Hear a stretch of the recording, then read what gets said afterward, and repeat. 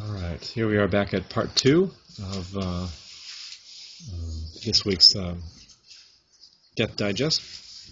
We're talking about the persistence of existence for inanimate and animate objects. What is it that maintains them moment to moment? And is there any support for there being a self-existing identity?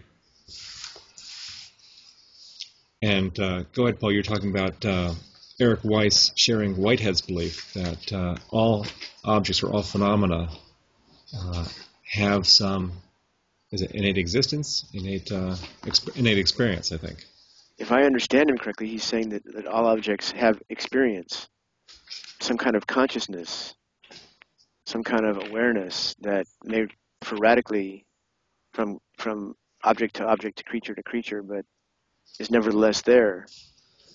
And I was pointing out that that's also a shamanic dictum, a dictum of people in indigenous states who have shamanic traditions, which is the observation that everything is alive, and life being consciousness in part or in whole, everything is conscious. Everything is alive. Everything is conscious. And that's a real mind blower. Although I'm not 100% certain that's what he's trying to say, but shamanic people would certainly say that. And that of course gets us back around to where we started, which is, you're right that the experience of a rock may not be the same for.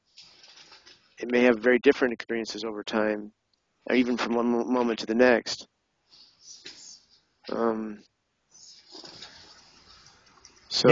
Yeah, I mean, that's true. I mean, who's to say that rocks, don't participate in life in even some small way, especially given our previous inquiries where we'd explored the idea that life is a property of consciousness, or consciousness is a property of life.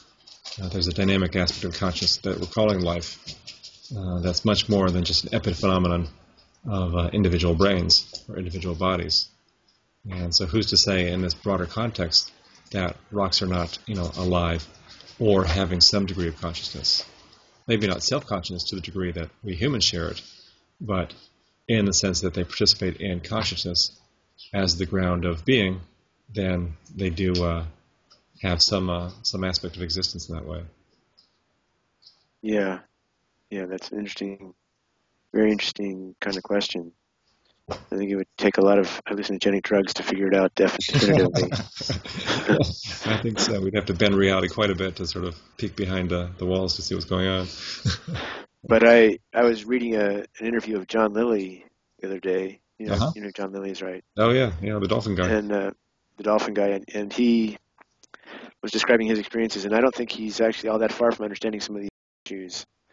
But as he himself noted, he is one weird son of a gun. Anyone who would invent the isolation tank and then put himself in it for hours on end, is definitely already close to the deep end. Well, and to take acid and ketamine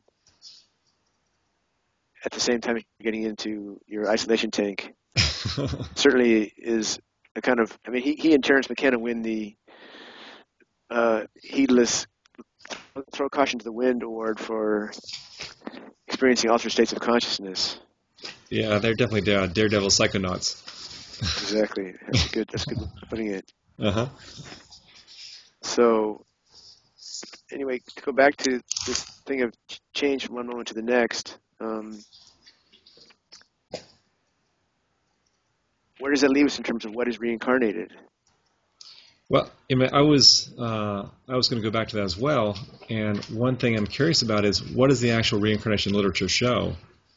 One thing I think would be interesting is if a person shows up with experiences of more than one person in the past occupying the same experience. So if someone has memories of, I don't want to say multiple lifetimes, but maybe multiple perspectives, I think that would be interesting and maybe support this theory that memory is actually recreated from a whole host of influences and not from, one single soul or entity crossing back into life multiple times. Right. Well, actually, let's ask Kim, who's in a disembodied form right at the moment. But Kim, you are of the position that people are made up of different strands of memory, right? different. I'm not sure I'd characterize it as strands necessarily. More soupy. Soupy? That's soupy. Yeah. So it's a mixture. Mixture of what? A mixture of all memories. Okay. Yeah, because the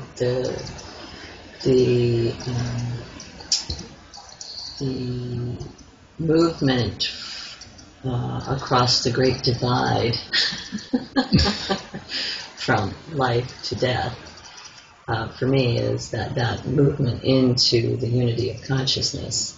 And so there isn't a separation. So there wouldn't be, here's this consciousness that retains its own form. It's got the memories, but then it also is mixed in with all the other memories as well. Now, you initially said this was the movement from life to death. Did you mean this is also the movement from death to life? That retains this mixture of memories? Right, so then from the opposite way, going the other way across the Great Divide, because they're both Great Divides, I think. Yeah. Until we know more.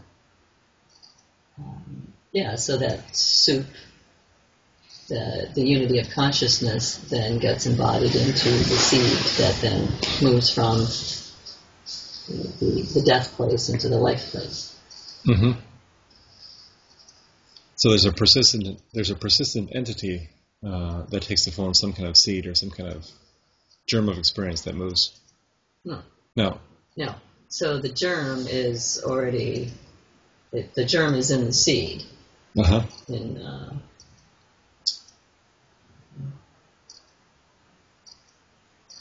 a really good question. I'm just thinking about that, and it's like, where does consciousness and when does consciousness then get infused into a being? Is it in the egg stage? Is it in the actual conception stage?